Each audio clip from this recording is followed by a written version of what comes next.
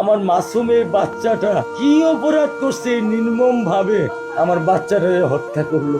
কি আমার ক্ষতি, কি আমার অন্যায়, কি আমার দোষ? আমি একটু জানতে চাই আপনাদের কাছে। আমার যদি কোনো দোষ থাকে, আমার কোনো যদি অন্যায় থাকে, প্রকাশ্যে আপনারা আমার ফাঁসি দিয়ে দেন। আমি এই বাচ্চাটা ছাড়া আমি থাকবো কেমনে? আমি কেমনে আমার এই কলজা টুকরা ছাড়া আমি থাকবো? ধর্ষণের পর হত্যা করা হয় শিশু রামিসাকে। মরদেহ লুকাতে মাথা বিচ্ছিন্ন করা হয়। রাজধানীর মিরপুরের পল্লবী এলাকায় 7 বছরের শিশু রামিসাকে ধর্ষণের পর হত্যা করা হয়েছে বলে প্রাথমিকভাবে ধারণা করেছেন পুলিশ। মরদেহ গুম করতে ঘাট থেকে মাথা বিচ্ছিন্ন করা হয় এবং শরীরের অন্যান্য অংশগুলিও বিচ্ছিন্ন করার চেষ্টা করা হয়েছে।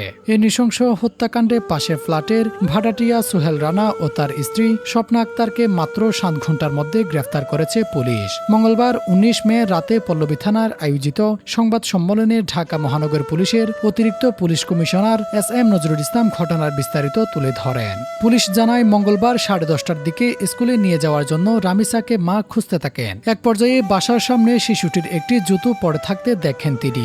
সন্দেহ থেকেই পাশের ফ্ল্যাটের দরজায় ধাক্কা দিতে থাকেন, কিন্তু দরজা ভেতর থেকে আটকানো ছিল।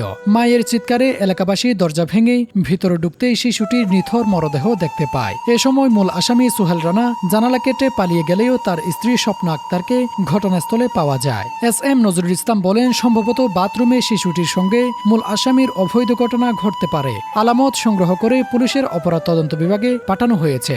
মরদেহ টুকরো করার পরিকল্পনার প্রসঙ্গে তিনি জানান, পরবর্তীতে মরদেহ লুকানোর জন্য সম্ভবত মাথা বিচ্ছিন্ন করা হয়, হাত কেটে টুকরো করার চেষ্টা করা হয়। কিন্তু শিশুটির মা দরজায় ধাক্কাধাক্কি শুরু করলে মূল আসামি জানালার গ্রিল কেটে পালিয়ে যান। পুরো পরিকল্পনা বাস্তবায়ন করতে পারেননি তিনি। প্রাথমিক তদন্তের বরাত দিয়ে SM নজরুল ইসলাম বলেন, প্রাথমিকভাবে আমাদের ধারণা নির্যাতনের কারণে শিশুটির রক্তপাত শুরু হলে তাকে হত্যা করা হয়। এরপর মরদেহ গুম করার পরিকল্পনা করেন অভিযুক্ত ব্যক্তি। গ্রেফতার সোহেল রানার চরিত্র সম্পর্কে পুলিশ জানায়, তার বিরুদ্ধে নাটোরে সন্ত্রাস বিরোধী আইনে একটি মামলা রয়েছে। তার স্ত্রীর বক্তব্য উদ্ধৃত করে ডিএমপির এই কর্মকর্তা বলেন, তিনি সম্ভবত বিকৃত মানসিকতার একজন মানুষ। তিনি তার স্ত্রীকেও বিভিন্নভাবে নির্যাতন করতেন।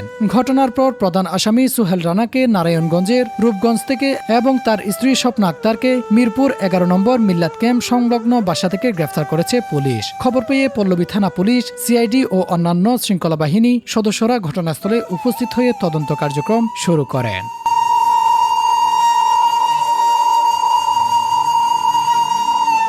Desk report, true news.